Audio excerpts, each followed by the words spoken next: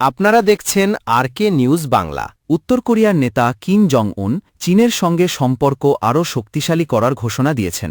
সেই সাথে মার্কিন প্রেসিডেন্ট ডোনাল্ড ট্রাম্পকে দিয়েছেন কড়া বার্তা। মঙ্গলবার দেশটির রাষ্ট্রীয় সংবাদ মাধ্যম কেসিএনএ জানায়, চীনের প্রেসিডেন্ট শি জিনপিংয়ের পাঠানো শুভেচ্ছা বার্তার জবাবে কিম এই অঙ্গীকার ও হুঁশিয়ারি উচ্চারণ করেন। কিম জানান, চলতি মাসের শুরুতে বেইজিং সফরের সময় তিনি চীনের সমর্থন স্পষ্টভাবে অনুভব করেছেন। ওই সফরে তিনি শি জিনপিংয়ের পাশে দাঁড়িয়ে বিশাল সামরিক কুচকাওয়াজে অংশগ্রহণ করেন। দুই দেশের মধ্যে রাজনৈতিক ও সামরিক বন্ধুত্ব পুনরায় জোরদার করতে এই সফর ছিল অত্যন্ত তাৎপর্যপূর্ণ।